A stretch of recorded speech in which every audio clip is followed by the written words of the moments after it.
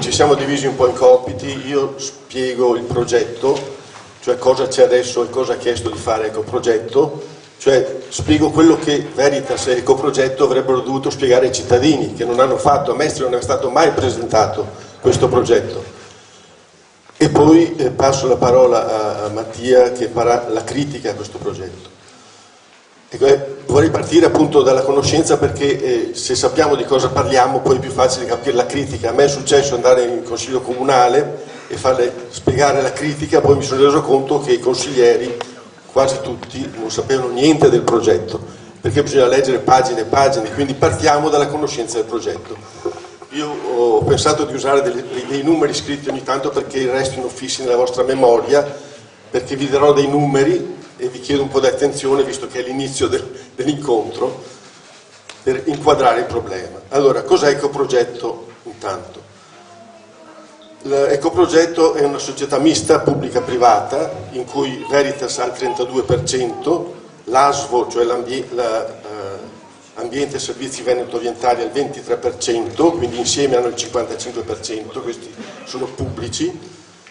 Poi dentro c'è anche però la Bioman che ha il 38% e Agrilux che ha il 7%, che sono tutti e due appartenenti alla finanziaria privata, una holding, un'azienda grossa che si chiama Finam, di un certo mandato, che è il presidente, che la magistratura ha inquisito. Ci sono stati degli studi, dopo ne parlerà Roberto, che è stata affiancata all''ndrangheta calabrese, quindi non è una buona compagnia, diciamo, per il servizio pubblico. E questi gestiscono degli impianti in Friuli, in Veneto, di trattamento rifiuti, molti impianti, e di produzione di biogas e di compost. La Veritas, nel nostro territorio, il territorio della Veritas, la provincia di Venezia, qui Mogliano, raccoglie ogni anno 530.000 tonnellate di rifiuti. Di questi il 69% sono raccolta differenziata, quindi carta, vetro, plastica. Quindi 370.000 tonnellate vanno per una strada, le altre 160.000 vanno invece all'Ecoprogetto. Questo numero in realtà sta calando ogni anno, abbiamo i dati proprio in questi giorni del 2019, sono diventati 150.000 i rifiuti secchi che noi produciamo, perché siamo più bravi, nel senso che abbiamo imparato ogni volta meglio a separare la carta, la roba, il vetro, la plastica, per cui il rifiuto secco che è residuo cala ogni anno. Quali sono gli impianti attuali a Fusina di Ecoprogetto? Cominciamo a dare dei numeri. Ecoprogetto ha un impianto di produzione CSS. CSS è il combustibile solido secondario, cioè il combustibile che si ricava dal secco. Un impianto che è autorizzato e al massimo può lavorare 258.000 tonnellate di rifiuto secco ogni anno.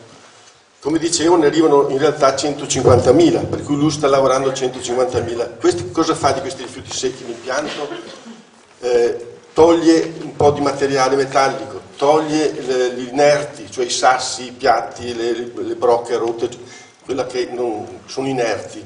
Poi macina tutto, fa fermentare la parte organica, nel senso che per un mese resta là la roba con l'aria calda, quindi si trasforma in anidride carbonica e acqua. Poi viene tolta l'acqua, viene essiccato tutto e quello che resta è il combustibile solido secondario, CSS, che non è altro che una miscela di frantumi, di carta, di plastica, di stoffa, di legno. E noi ne abbiamo 60.000 tonnellate all'anno che vengono fuori da questo impianto. Questo CSS adesso va a Fusina, perché c'è un accordo che Fusina può bruciarne 70.000 all'anno. In realtà Fusina negli ultimi anni è piuttosto ferma, perché non la usano molto, perché riavviare l'impianto a carbone è faticoso rispetto ai turboni. Enel Fusina, scusate, l'Enel di Fusina. E quindi una parte di questi va a Fusina, ma una parte va anche in Ungheria, un forno inceneritore ungherese, e allora Veritas dice ci costa troppo portarlo in Ungheria. Oltre a questo impianto, a Fusina ci sono attualmente un'altra cosa. un impianto inceneritore da 150.000 tonnellate anno come progetto, dato di progetto, che può produrre 5,7 megawatt elettrici con le turbine che recuperano il calore. Sulla carta è già autorizzato dalla Regione Veneto, ce n'è un altro che però non è costruito, da altre 150.000, che produce 10 megawatt elettrici. Cosa è successo? Nel novembre del 2017 la Regione ha autorizzato il vecchio impianto che c'era, che era stato chiuso nel 2014, se ricordate l'impianto di incenerimento non c'è più a Marghera, è stato riavviato, però tutti e due questi due impianti la Regione ha detto potete utilizzarli solo per biomasse. Biomasse sono legno, sfalci di erba, potature, quindi cose, diciamo il legno per semplificare le cose. Un'altra cosa importante è che questi hanno dei limiti di capacità termica, questo è un po' un termine un po' difficile da spiegare. La capacità termica di un forno è quanto può bruciare in condizioni ottimali. Questo forno, che è di 150.000, ha una capacità termica di 20 megawatt, anzi era 16 megawatt, nel 2017 hanno passato a 20. Vuol dire che se ci sono un certo numero di bruciatori, se c'è abbastanza aria, se ci sono dei tubi che raccolgono il calore, questo valore di megawatt termici bruciabili nel forno può cambiare. Loro nel 2017, soltanto cambiando la griglia di fondo del forno, quindi permettendo a più aria di entrare, sono passati da 16 a 20 megawatt termici, cioè un aumentato del 20%. Questa quantità di 20 megawatt termici equivale a circa 60.000 tonnellate di biomassa. Quindi loro adesso a Fusina bruciano 60.000 tonnellate, quindi 60.000 vanno a Fusina, all'Enel o in Ungheria e 60.000 li bruciano. Questa è la situazione attuale. Cosa chiedono alla Regione i tecnici di Veritas e di Ecoprogetto? Questi sono dati che prendiamo dal progetto presentato in Regione, perché la Veritas ogni tanto gioca e bleffa un po' sul fatto dei dati quando fa le conferenze. In giro a malcontento è successo. Ecoprogetto dice noi non vogliamo più portare a Fusina, anche perché Fusina, secondo il piano del climate change, quindi la riduzione dell'anidride carbonica, Fusina Carbone dovrebbe chiudere nel 2025, probabilmente addirittura nel 2023. Allora, giustamente, quelli di Veritas dicono non abbiamo più il forno vicino, non possiamo portare in Ungheria, li bruciamo noi. E quindi chiedono alla Regione di bruciare questi CSS. E chiedono alla Regione questa cosa, cioè i due forni, uno esistente e uno invece già autorizzato ma non esistente, di poter bruciare legna, quindi biomassa, CSS e fanghi in modo indifferenziato. In più chiedono un altro forno nuovo da 30.000, ma è un gioiellino questo qua, perché è solo 30.000, però ha la capacità termica di questo grande, quindi può bruciare a 20 megawatt termici. E in più produce energia elettrica come questo da 150.000, cioè è un gioiellino. Nell'ultima relazione di dicembre, dopo le nostre insistenze, hanno scritto che useranno questo solo di scorta, cioè quando uno dei due si ferma usano questo, anche perché la somma di tutti e tre farebbe un valore di potenza termica che li costringerebbe ad andare al via nazionale. Invece, facendo questo discorso, restano al via regionale. Loro dicono che utilizzando questi forni come sono adesso, 20 megawatt termici questo e 27 questo, e 20 questo, ma la somma è 47,9 megawatt termici, e quindi loro bruceranno al massimo 120.000 tonnellate, di cui 81.000 CSS e 39.000 tra fanghi e biomassa.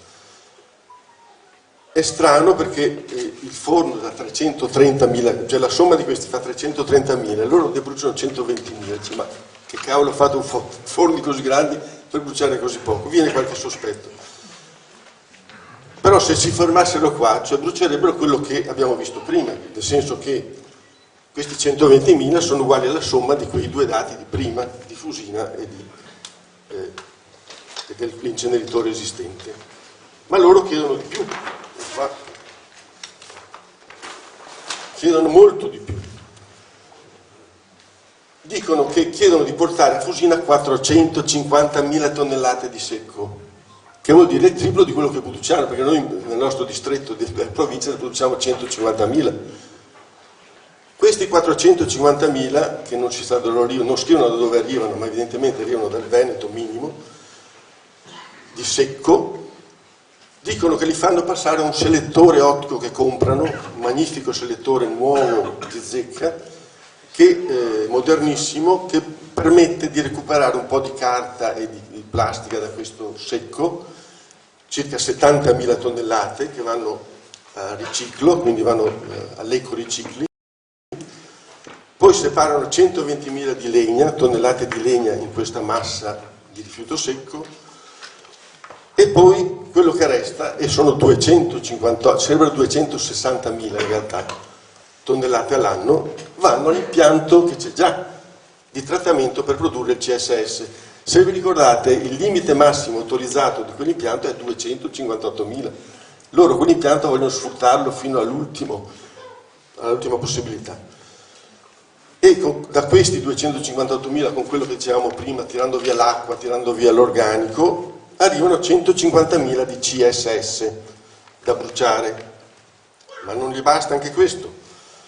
Cosa chiedono alla Regione? Di prendere 90.000 tonnellate di fanghi da depuratori civili di tutto il Veneto, quindi anche quelli di Vicenza, di Padova, col PFAS, con i clorurati, con i metalli pesanti, tutte le porcherie medicinali che ci sono nei depuratori, di essiccarli, cioè praticamente asciugarli con i fumi caldi degli inceneritori, asciugano questi fanghi, in modo che restino 30.000 tonnellate secche che vanno bruciate.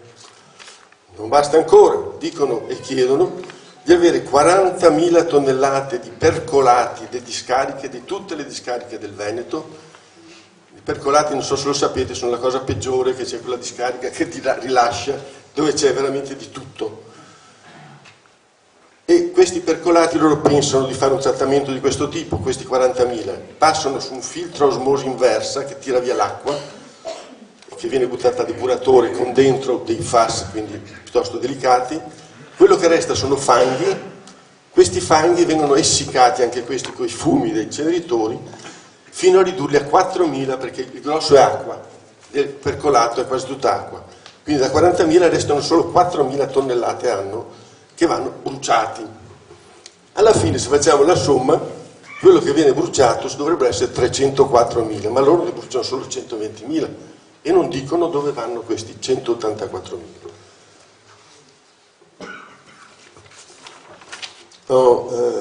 Siamo arrivati alla fine, dopo interrogo. Tenete conto che in regione c'è un altro inceneritore a Schio da 82.000 tonnellate e ce n'è uno a Padova da 240.000. Il nostro è dimensionato su 330.000. L'ultima cosa che volevo dire è che a metà gennaio l'AIM di Vicenza, che è corrispondente di Veritas praticamente qua, ha fatto una società con gli industriali della Concia per trattare i fanghi del depuratore industriale della Concia di Arzignano e Chiampo, per un impianto su un loro terreno che hanno a Marghera, per poi bruciare questi fanghi secchi, dove non c'è scritto, ma uno viene un sospetto, perché facendo tutto a Marghera.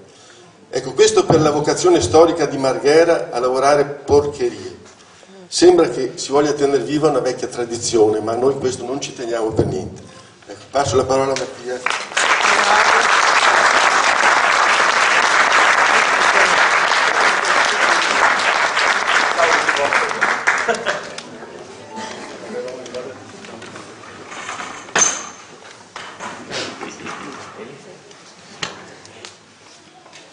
Bene, buonasera. Allora, io adesso riprenderò alcuni numeri che ha detto Franco, perché in effetti uno quando li vede per la prima volta non ci capisce più niente.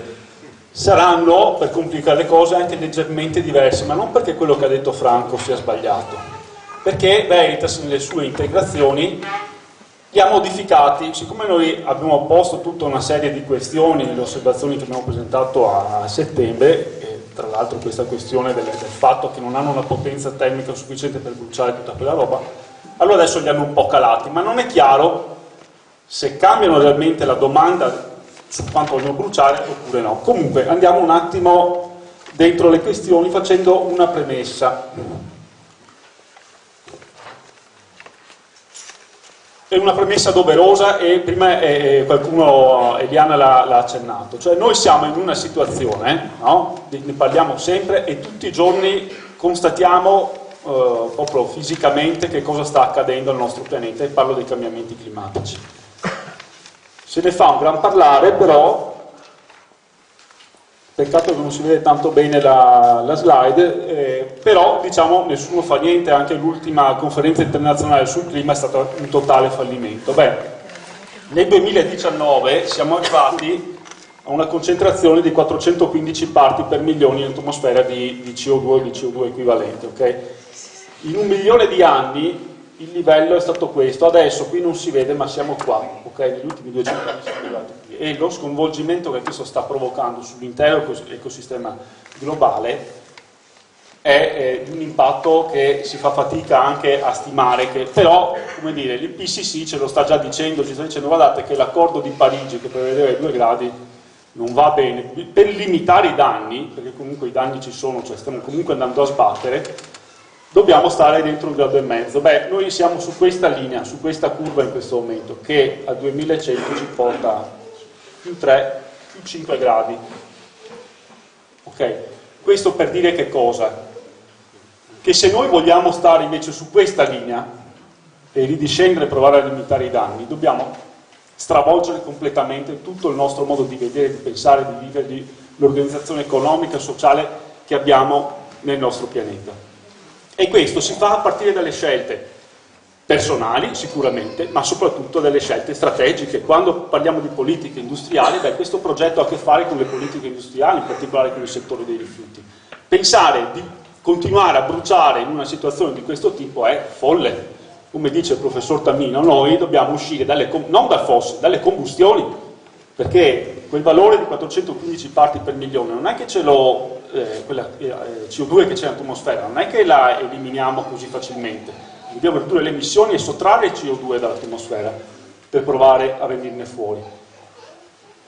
E quindi vorrei che nella riflessione che facciamo questo tema fosse sempre presente come base di partenza, perché dobbiamo fare un salto di paradigma proprio concettuale rispetto a quello che noi siamo abituati, cioè noi siamo abituati ad andare avanti con il nostro tram tram, con le nostre cose, ma in realtà il pianeta ci sta dicendo così non potete andare avanti e non c'è strada futura. Allora, per andare sul progetto, credo che abbiate capito tutti, qui vado via veloce, si tratta dell'impianto che c'è vicino alla centrale Palladio, centrale termoelettrica di Enel, quindi via della geologia, Fusina, Porto Marghera. Bon. È un impianto questo, quello che c'è attualmente, di trattamento meccanico-biologico dei rifiuti secchi. Questo è questo impianto qui attualmente, che ha come dire, lo scopo di ricavare dal rifiuto urbano residuo che entra tutta una serie di cose, metalli, altri materiali che vengono recuperati e soprattutto questo CSS. La resa è intorno al 46%. Il CSS, come diceva Franco, va nelle centrali o centrale termoelettrica di Enel o in altre centrali in giro per l'Europa, perché non riescono a piazzarlo tra l'altro sto CSS. E dicono che è un gran prodotto, ma nessuno lo vuole, neanche Enel non gli fa tanto comodo nell'impianto suo, perché gli crea delle rogne, nel senso che è che c'è stato un accordo un bel po' di anni fa per cui c'era questa idea di utilizzare il rifiuto per sostituire il carbone, poi vedremo che non è così conveniente, ma perché tra l'altro questa cosa è coperta economicamente dai certificati verdi, cioè Veritas ne ha un ricavo se va a Enel, ma se va fuori ha un costo di circa 90 euro a tonnellata, e quindi questo comincia a diventare un problema. Due problemi ecco progetto, che sta calando il secco che gli arriva perché sono aumentate le raccolte differenziate, e il fatto che non c'ha Enel che glielo riceve e in breve non glielo riceverà più.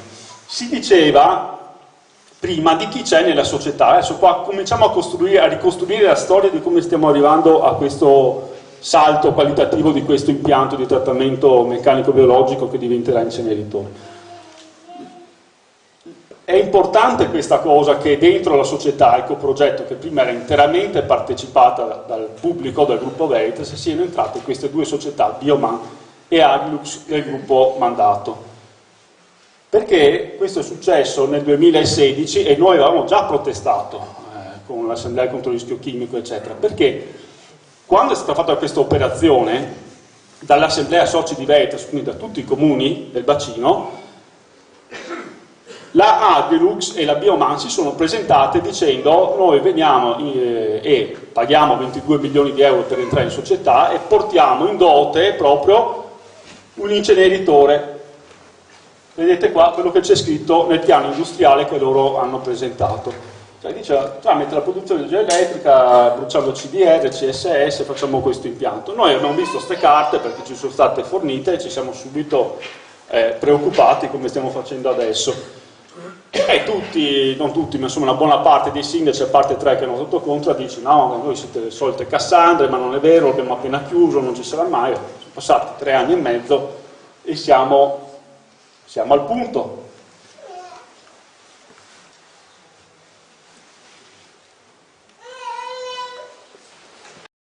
Però ovviamente non è che potevano presentare, come dire, questo bel progetto di inceneritore tutto su una volta, perché se no si sarebbe scatenato, come dire, il putiferio, come effettivamente si sta scatenando adesso piano piano, insomma, che la notizia si divulga. E quindi hanno fatto un primo step, quello che diceva prima Franco, cioè hanno riattivato intanto il forno. Hanno detto, siccome abbiamo bisogno di produrre l'energia elettrica per far funzionare l'impianto e renderci autonomi, bruciando biomasse, che per qualcuno sono sostenibili, rinnovabili e quant'altro, ma non apriamo questo discorso, ma fidatevi.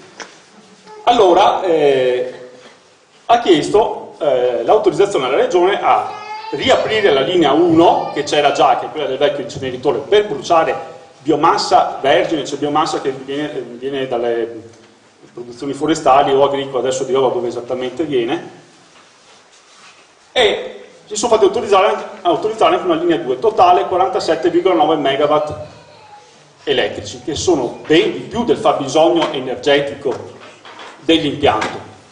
Infatti, loro scrivono nei loro documenti, ci avanzano 70.000 megawattora di produzione di energia che vendiamo. Allora noi a leggere a posteriori ci dice, ma come mai hanno fatto una richiesta? Nessuno si è accorto di questa cosa qua, perché si parlava di centrale biomassa, noi abbiamo dormito un pochettino, lo ammettiamo, e quella è andata, ma loro avevano già posto i presupposti di riattivare un forno e di farsi autorizzare anche il secondo forno. Infatti adesso dicono, ma quella roba lì ce l'hanno autorizzata, perché cosa volete? La Regione ci ha autorizzato biomassa, no? Vedete, più 58% del fabbisogno. Ho messo un asterisco, business mandato? Sì, perché abbiamo la prova provata, perché abbiamo delle documentazioni in mano, e questo è un'anteprima, che dico questa sera, che Ecoprogetto ha fatto, ancora prima di avere l'autorizzazione integrata ambientale, dei contratti, dei pre-contratti, con 2 società, che sono sempre del gruppo Mandato, perché Mandato ha 2 settori, ha il settore dei rifiuti e il settore dell'agroindustria, delle biomasse e quant'altro. Hanno una grossa azienda in comune tra i comuni di Emilia di Campagna Luppia, la Sant'Ilario, 1400 ettari, dove producono anche biomassa, e ne hanno tante altre, però da lì e da un'altra società che si chiama BioGreen, sempre loro, arriveranno per 10 anni 20.000 tonnellate di biomassa vergine, di cui però nel progetto non c'è traccia, c'è solo scritto che loro manterranno anche la possibilità di bruciare questo tipo di materiale. Quindi, diciamo, si sono creati un bel business già in partenza. Il progetto lo chiamano semplicemente ammodernamento tecnologico. Apparentemente, se uno legge le case, in effetti qualche miglioria, qualcosa del genere. In realtà, questa cosa che loro chiedono di poter bruciare non più solo biomassa, ma tutto il materiale che si diceva prima, quindi combustibile solido secondario, fanghi, biomassa ottenuta non da lavorazione, ma da rifiuti, quindi imballaggi di legno, ingombranti, la parte legnosa delle ramaglie, tutta roba che dovrebbe essere mandata a recupero attraverso le filiere del legno o attraverso il compostaggio aerobico, no? Questa invece adesso la recuperano per bruciare, per le quantità che si diceva prima. Quindi siamo intorno alle 300.000 tonnellate, adesso dicono un po' meno, insomma, quella è la taglia grosso modo. l'installazione di un impianto di essiccamento dei fanghi con una linea dedicata che è la linea 3, che quindi ha l'impianto per il trattamento, l'essiccamento, ma anche la capacità di bruciare per altri 20 MW termici, e questa cosa del selettore ottico che vedremo è un po' un trucchetto. Poi altre migliorie, insomma, di poco conto. Le motivazioni sono queste, cioè dice, 1, abbiamo un problema di dove piazzare sto CSS, 60.000 tonnellate però. 2, lo scrivono proprio chiaramente e dicono c'è un problema con i fanghi di depurazione civile, perché di fatto contengono varie sostanze medicinali, antibiotici, questo e quell'altro, e soprattutto in Veneto abbiamo il problema dei PFAS. Allora noi non capivamo perché a Venezia, nel bacino veneziano, in teoria siamo nell'area verde, diciamo, non siamo nella zona rossa dell'inquinamento da PFAS. Poi, mettendo insieme tutta una serie di scritti, di controscritti col Consiglio di Bacino, eccetera, abbiamo capito, e loro lo hanno ammesso pubblicamente anche in un articolo di giornale a novembre, in realtà l'obiettivo è quello di creare un centro dove questi fanghi, che non si sa dove metterli, possono venire qua a essere trattati, essiccati e bruciati. Il concetto è che dopo aver inquinato le acque, il suolo, aver contaminato centinaia di migliaia di persone, adesso ci manca di inquinare la matrice aria, e così abbiamo fatto l'unplane. Mi pare perfetta come soluzione, no? Questo è quello che però dicono, è il miglior modo, e anche la normativa lì va dietro, perché effettivamente sul fatto che poi bruciando rifiuti si rendono autonomi energeticamente, ho già detto, c'è un surplus di energia, ma ovviamente questa energia è incentivata, perché bruciando anche della biomassa prenderanno anche degli incentivi, e qui si apre tutto un tema. Però la cosa, è saltata un po' la formattazione, vabbè, comunque la cosa importante da capire è che facendo questo passaggio, l'intero impianto, quindi i forni, tutto l'impianto di preselezione, collettore ottico, la stazione di travaso, tutte le linee di CSS diventano un unico grande impianto, che è un impianto di incenerimento, perché questa è la definizione che dà il testo unico ambientale. Il testo unico ambientale parla di forni, camini, livelli di trattamento, è tutto quello che c'è prima, il pretrattamento. È un salto qualitativo, non abbiamo più un TMB più centrale a biomassa, abbiamo un inceneritore vero e proprio, e automaticamente per legge un inceneritore come bacino minimo ha quello della regione, non più il bacino della provincia. È un bel salto questo qui, per quello poi questo si giustifica l'arrivo, come dire, di tanti rifiuti che noi non produciamo, fanghi e quant'altro. Quella è la capacità di trattamento dell'impianto, perché c'è un aumento dei rifiuti in arrivo. Su questo c'è una diatriba tra noi e Veritas, e nelle integrazioni hanno un po' modificato le cose. Perché le hanno modificate? Perché loro hanno una prescrizione, nel 2017 la regione ha detto: voi potete sì attivare le linee, vi autorizziamo le linee 1 e 2, ma state attenti, lo scrivevano già allora, quindi a dimostrazione di quello che sto sostenendo, che se per caso domani volete trasformare quelle linee da un impianto biomassa a un inceneritore, voi sempre 258.000 tonnellate potete trattare, non di più. Allora loro cosa hanno fatto? Hanno detto: ma noi mettiamo un preselettore ottico che può prima dell'impianto di CSS, e in virtù di queste capacità possiamo portare la materia che arriva di rifiuti vari, alcuni sono rifiuti che vanno alle differenziate, da 2,58 a 4,50.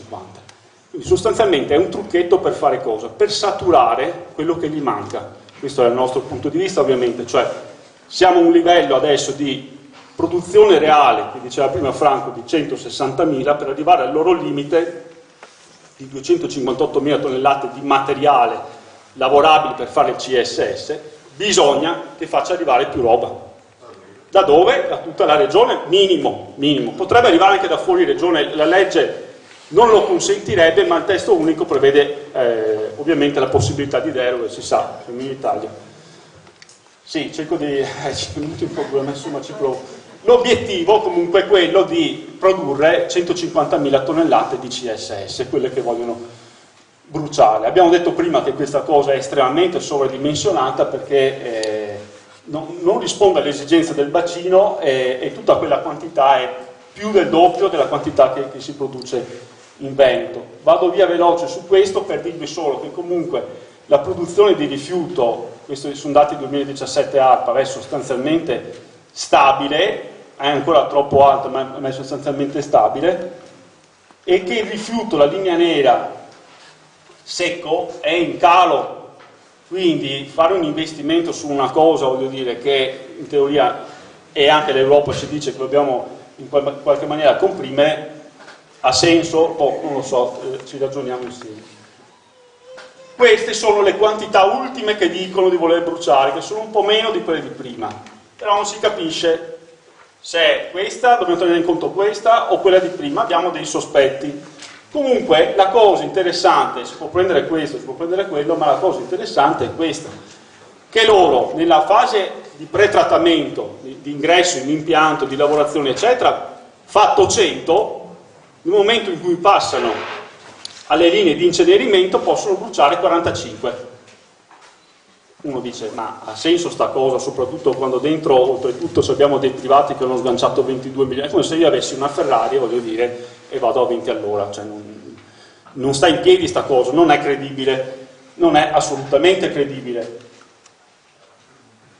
E uno dei trucchetti sta qua, perché l'articolo 35 del decreto Sblocca Italia del governo Renzi, famigerato, lo Sblocca Italia e anche Renzi, e che cosa ha introdotto? Che gli inceneritori non sono più autorizzati nell'autorizzazione a bruciare tot quantità di materiali, ma sono autorizzati a saturare il loro carico termico. Significa che se io ho una potenza 100 e la moltiplico per le ore di funzionamento, che possono essere 8000, 7000, quello che è, viene fuori un montante di energia. Il rifiuto che io brucio ha un suo potere calorifico, cioè sprigiona una certa energia. Se moltiplico questo fattore per la quantità di quel materiale che brucio, ottengo energia. Allora, quello è il limite vero che loro dicono. Allora infatti ci dicono, ma voi state tranquilli, non bruceremo mai perché quello è il limite. Dove volete che andiamo? Non possiamo fare di più. La dimostrazione di quello che diciamo, che continueremo sulla strada che abbiamo intrapreso. Beh, non siamo proprio così convinti, perché c'è la possibilità, sicuramente in una seconda fase, dopo che è stato superato lo scoglio di trasformare l'impianto da un TMB più biomassa a inceneritore, di fare un ulteriore salto e di andare ad aumentare la possibilità di bruciare materiale. E così i conti tornano, perché non ha alcun senso che uno investa su una cosa che poi non può utilizzare. Come? Intanto l'attivazione stabile della linea 3. La linea 3 loro dicono che costa, non mi ricordo adesso quanti milioni di euro, comunque parecchi, 22 milioni di euro. Secondo loro, cioè questa non è una roba che ci prendono tutti per cretini, non lo so, dovrebbe rimanere lì ferma e funzionare solo la parte di essiccamento dei fanghi e entrare in funzione solo eventualmente quando c'è un fermo impianto di una delle altre due, una cosa che non si è mai vista da nessuna parte. Questa è una, vuol dire che se attivano stabilmente la linea 3 un domani, chiedendo magari una variante non sostanziale, non serve più la via, insomma si fa una pratica burocratica abbastanza agevole, abbiamo già un più 30% di roba che posso bruciare. Poi abbiamo la possibilità di revampare le linee, perché noi non conosciamo il dato tecnico di questi impianti. Ci dicono che la potenza è quella, però non c'è scritto da nessuna parte nel progetto quant'è la capacità delle griglie di bruciare, di sostenere il carico di bruciare. Non c'è. Quindi, visto che non ce la raccontano giusta, è anche legittimo che noi sospettiamo che forse la capacità sia ben superiore. Poi c'è tutto questo giochetto del potere calorifico, perché se io, torno un attimo indietro, abbasso il potere calorifico, e il potere calorifico lo stabiliscono loro, ok? Mi sta più materiale dentro, più è alto e meno ne brucio, più è basso e più quantità posso bruciare. Chiaro il concetto? Ok? E poi c'è la possibilità di aumentare un po' le ore di funzionamento, ma quello è un margine molto stretto, perché comunque i fermi tecnici ci sono e non si può dire. Peccato che sia stata la formattazione, non so perché, ma comunque volevo porre l'attenzione su tutta la parte di trattamento del CSS. Questi sono i consumi: 838.000 metri cubi di metano per produrre 150.000 tonnellate di CSS, gasolio, energia elettrica, costo sono circa 100, adesso non si vede, 112 milioni, 111 milioni di euro per produrre 150.000 tonnellate di CSS. Allora, parlando con un ingegnere che ci ha dato un po' la mano di Monselce, che ha seguito i cementifici, ha fatto questa metafora che a me piace un sacco, no? Ma te, se arrivi a casa, ti devi fare la pasta asciutta, hai i pomodori freschi, ok? Cosa fai? Ti metti a fare la conserva prima di fare la pasta asciutta? No, ti fai il sugo con i pomodori freschi, perché non è che ti metti a bollire i pomodori, passarli, questo e quell'altro, e dopo ti condisci la pasta. Non esiste. E questo è il rischio. Che una volta che è tra l'altro, no, in aggiunta, che si è dato l'ok a fare un impianto di incenerimento, a quel punto non conviene più fare CSS, con tutti quei costi, quei consumi, quelle cose, brucio direttamente tal quale, come fanno tutti gli altri inceneritori in questo paese. Okay? Non esiste un inceneritore che brucia sul CSS. A che punto stiamo? Stiamo che la commissione, il progetto in commissione via, sono state fatte le osservazioni, Veritas ha integrato facendo ancora più confusione. Noi presenteremo tutte le osservazioni entro il 20 di febbraio, dopodiché ci saranno due appuntamenti importanti. Una riunione del Consiglio di Bacino, quindi importante farsi sentire, dove i sindaci andranno a dare in qualche maniera il loro probabilmente ok, perché ci pare di capire che sono tutti o quasi allineati e coperti, e poi probabilmente a giugno, quasi sicuramente dopo le elezioni regionali, perché è sconveniente farlo prima, ci sarà chiaramente il parere, noi ci aspettiamo favorevole con prescrizioni. Che cosa abbiamo da dire noi sulla via? Abbiamo da dire che diciamo, tutta la documentazione che hanno presentato è estremamente carente e lacunosa, vi dico solo alcune cose, cioè sui rischi sanitari non c'è assolutamente niente, sul clima meno, ma neanche a parlarne, valutazione delle alternative, mezza pagina, non dico niente, non c'è una valutazione di incidenza ambientale, cioè l'effetto sui siti ambientali tipo la Laguna di Venezia, siti ZPS. Le scorie ceneri non si sa dove vanno, insomma tutta una serie di cose che anche nelle integrazioni non sono state chiarite. Ecoprogetto ha detto che secondo loro gli impatti riguarderanno solo il territorio del comune di Venezia, e per quanto riguarda i fumi invece noi abbiamo scoperto che la provincia di Venezia, anche Franco era uno degli estensori di questo studio, che ha studiato le emissioni di diossine negli anni 80-90 dell'impianto di Porto Marghera, la dispersione è ben più ampia di un raggio di 3 km dove loro fanno lo studio, okay? Tant'è che il rischio di sarcoma veniva fuori che era molto più probabile in alcuni comuni della Riviera del Brenta dalla quale noi proveniamo. Vabbè, qui non si vede, però questi puntini rossi sono sostanzialmente i punti. Loro hanno presentato uno studio dopo che noi gliel'abbiamo richiesto, perché all'inizio non c'era, sulle ricadute. Hanno scelto dei punti recettori a una distanza che varia da 1,5 km a 3 km dall'impianto.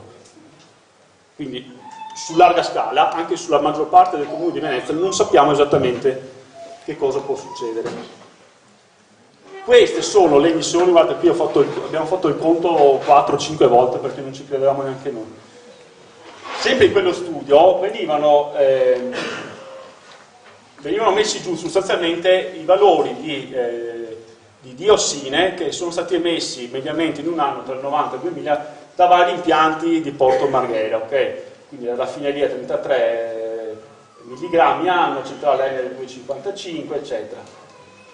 L'impianto di ecoprogetto, loro chiedono un'autorizzazione, giuro ho fatto il conto prima di venire qua perché ho detto non sto sbagliando qualcosa, ma o hanno sbagliato loro a scrivere, viene fuori questo valore qua, ok?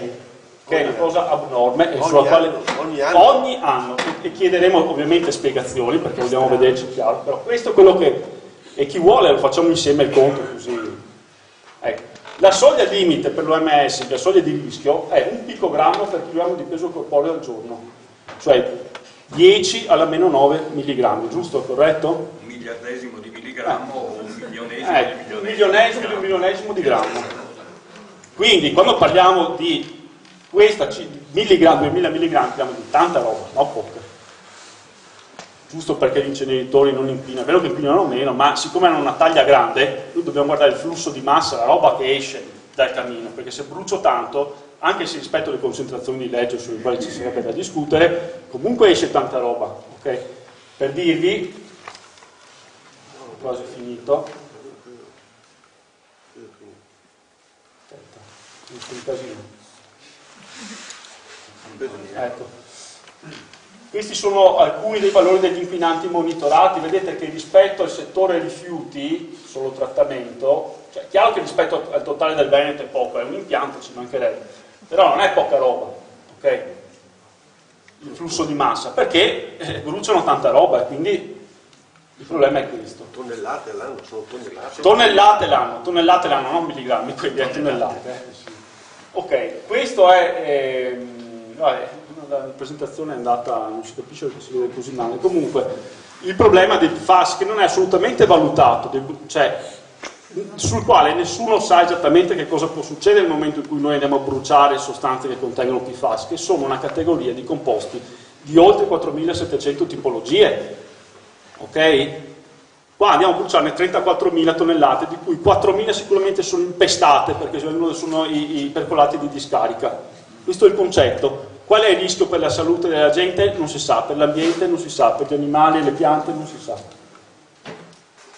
Nello studio delle ricadute, che comunque ha molte falle, diciamo, perché la simulazione è fatta su una scala ridotta, 3 km, ma anche la valutazione della deposizione delle polveri, il confronto è fatto solo con le centraline migliori, quella del parco di Bissuola, come se tutti vivessero in mezzo al parco, però ammette comunque che già degli sforamenti rispetto al parco Bissuola ci sono, in particolare per anidride solforosa, PM2,5 e idrocarburi policiclici aromatici. Quindi insomma, qua vado via veloce per dire che il CSS, che comunque è fatto anche di plastica e quant'altro, che dice che è conveniente perché fa risparmiare CO2, dice una cosa falsa, perché è vero, questo è vero a livello, come dire, di confronto di peso, una tonnellata di CSS contro una tonnellata di carbone, ma a parità di energia, visto che il carbone ha più energia del CSS, e a chi produce energia ti interessa quello, beh, ci vogliono 2,2 tonnellate di CSS per fare una tonnellata di carbone, quindi a conti fatti la CO2 emessa è anche di più. Vabbè, questo era una cosa. Questo è il costo complessivo di IVA, circa, quello che riusciamo a capire perché i numeri cambiano, ballano, più o meno è quello, circa 97 milioni di euro. Quindi, per venire a concludere, che cosa chiediamo noi? Che si fermino, che ritirino il progetto. Questo lo chiediamo ai sindaci di tutti i comuni del bacino, che sono 44 se non erro, dei quali nessuno ha avuto il coraggio di dire niente su questa cosa, ed è vergognosa questa cosa qua. Che si fermino, che ridiscutiamo tutto, insieme ai cittadini, insieme alle popolazioni di tutti i comuni. Perché abbiamo il diritto di poter decidere sulla nostra salute e quali sono le scelte dei rifiuti, perché visto che paghiamo anche le bollette, le paghiamo noi e questa gente è mantenuta da noi, con i soldi nostri, abbiamo anche il dovere e il diritto di poter dire la nostra. A chi ci dice, beh, ma allora cosa ne facciamo di questi rifiuti che ricordo, quelli che restano sono 60.000 tonnellate, non 300.000, il problema è rovesciato, diciamo che intanto c'è molto da fare sul piano della differenziata, in particolare a Venezia, che per quanto loro dicono che è la miglior città metropolitana, però se noi guardiamo la realtà delle città italiane è comunque, non è messa malissimo, è messa male, perché il 56% nel 2020 con la situazione di cambiamenti climatici che abbiamo è una vergogna dal mio punto di vista. C'è molto da fare su quello, e quindi possiamo ridurre ancora il secco, che c'è tantissimo da fare sulla riduzione del rifiuto, sulla prevenzione del rifiuto, che è quello che dice la direttiva europea ultima. Quanto hanno investito su questa roba qua? 0 euro, 0, 97 milioni contro 0. Vediamo quanta roba viene fuori dopo che abbiamo fatto tutte queste politiche. Probabilmente qualcosa resta, però allora lì possiamo provare a capire come gestirla al meglio, e non è detto che, perché ci sono delle ricerche di innovazione di nuove filiere che sfruttano anche questo tipo di materiale che resta alla fine del processo, ma chiaramente non riusciamo a gestirne 300.000 tonnellate, dobbiamo gestirne molto meno, ma possiamo arrivarci. Per quanto riguarda invece le sostanze tossiche, purtroppo i PFAS e quant'altro, non è che la soluzione è liberarsene spargendole per l'ambiente, la soluzione è quella sicuramente di essiccarle, di inertizzarle e di stoccarle. Purtroppo quando noi abbiamo una centrale nucleare che fa scorie radioattive, c'hai il problema che te le devi stoccare da qualche parte, mica le spargi per l'ambiente. Fatte le debite proporzioni, il ragionamento è esattamente lo stesso. Che cosa vi chiediamo? Vi chiediamo di seguirci, di sostenerci, perché questa cosa, noi abbiamo poco tempo, a giugno probabilmente arriva il parere, quindi dobbiamo mobilitarci, partiranno, ci saranno, abbiamo discusso sabato scorso con le varie associazioni delle iniziative da fare, quindi partiranno dei volantinaggi, della raccolta firme, ci sarà anche una manifestazione dei flash mob, quindi cercate di seguirci sulle pagine nostre del comitato, Azione Zero, Assemblea contro il rischio chimico e vari altri, insomma, che adesso andiamo a dire, e partecipate soprattutto perché non è che questa battaglia la possiamo fare in 10, insomma. Uniti si vince. Uniti si vince.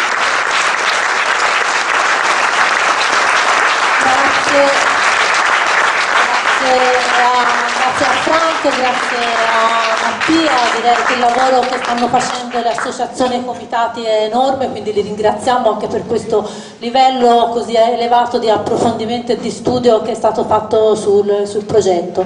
E passerei appunto adesso la parola a Gianni Camino.